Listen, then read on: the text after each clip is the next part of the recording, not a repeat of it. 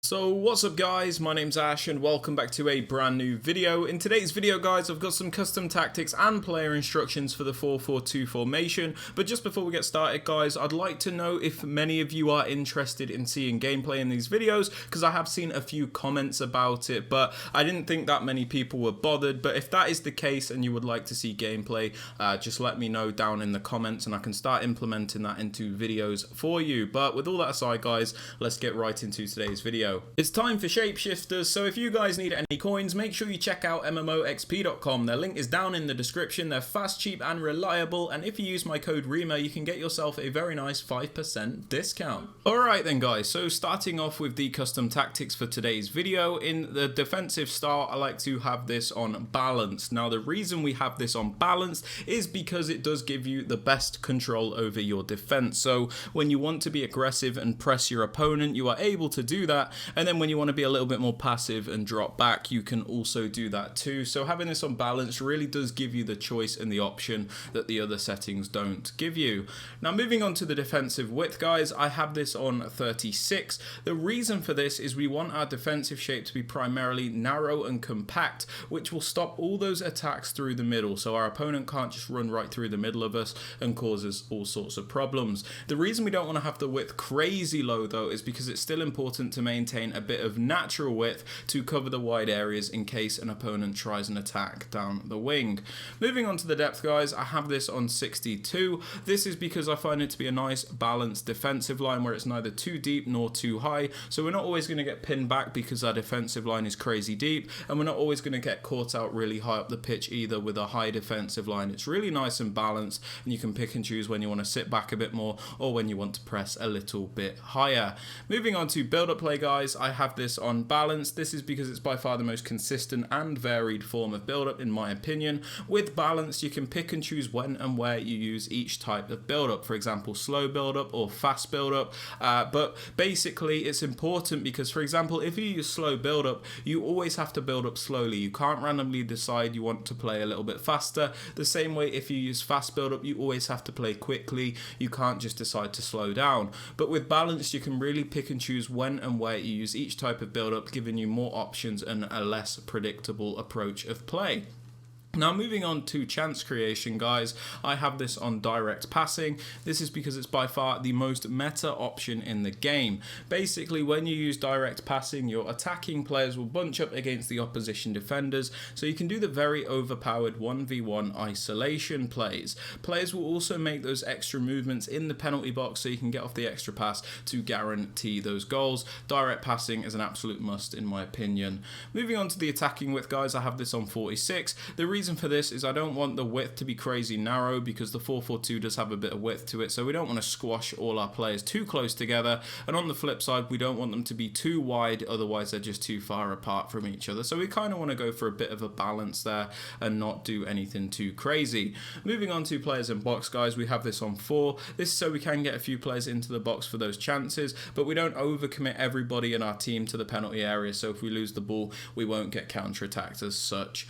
As for corners and free kicks guys, I have these on 1 because there is a set piece routine that I use which requires these to be on 1. There is a link to that in the top right hand corner of the screen. Now moving on to the types of plays you want to use guys, I'm just going to give you some basic guidelines so you know which types of plays you can use in the formation, because a lot of people do ask. So this is just a guideline, it's not something that you have to use if you don't want to. So starting off with the strikers, I like to implement at least one creative player into the strike force. The reason for this is it makes your attack a lot more varied and restricts you a lot less. If you just use 2 out and out strikers, for example, players that can only really finish the ball, you're very restricted in how you attack, because all you can really do with those players is cross to them or play a through ball and hope that they can shoot on like their first touch. But if you implement a more creative player in there, you can do a bit more build up play, a bit more link up, and it just makes your play a lot more varied and a lot less predictable, which makes attacking just a lot more fun and easier in my opinion. So I do suggest having at least one creative minded player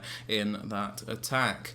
Moving on to the right mid and the left mid, guys, I suggest using like wingers. This is because these players obviously get forward very far and you don't have to worry about their defensive ability. So you want somebody that is able to take on a man, somebody that has good pace and dribbling, for example, and somebody that also maybe has decent skill moves to assist in beating their man. But it's also important that these players can pass and shoot as well, otherwise they will stink up a lot of the chances, but you really don't have to worry about their defensive ability. Moving on to the left centre mid, guys, I like to use a more defensive minded player. This is somebody that will stay back while we're going forward, so I would suggest somebody with a medium high work rate if you can get it, as you get that maximum contribution in the defence and they aren't too bothered about going forward.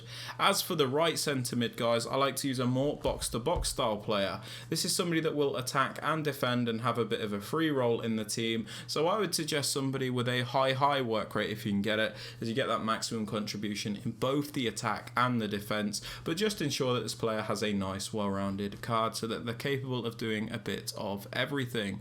Moving on to the fullbacks, guys, you can pretty much use whoever you want, but I suggest going for maybe like a balance between the two, or you know, either two attacking fullbacks, two defensive fullbacks. Basically, it really doesn't matter, it just affects how you will attack or how you will defend, because if you use two attacking fullbacks you might struggle a bit defensively, but if you use two defensive fullbacks you might struggle a bit offensively. So just use whatever you're comfortable with, basically.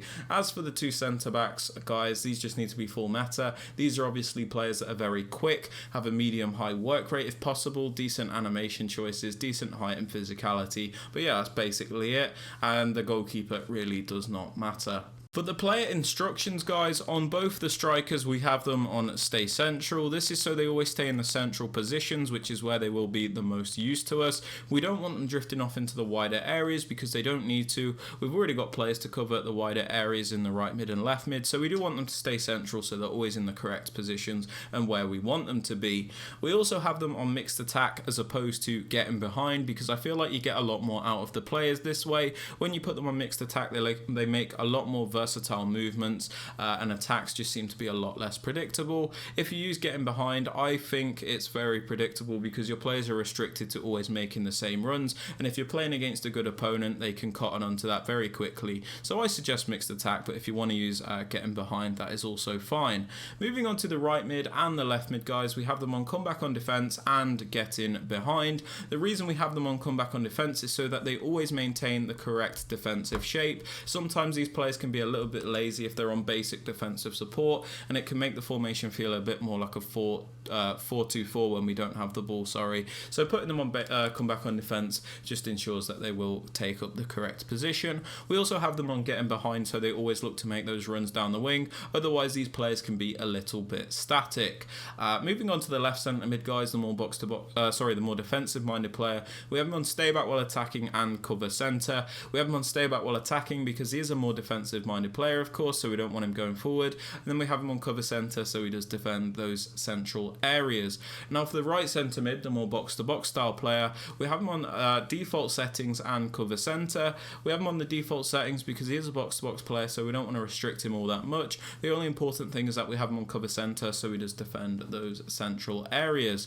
As for the fullbacks, guys, we have them on stay back while attacking and overlap. This is so our back four is always intact and we don't get through ball down the line all the time. And when we want to attack, we use the overlap run type, so they will add extra width. When I want to attack with my fullbacks, I'll use the D-pad tactics to send them forward, which is why I find it to be very effective.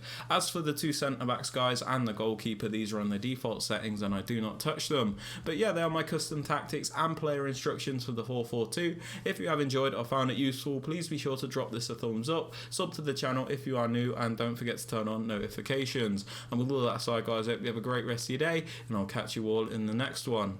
Peace.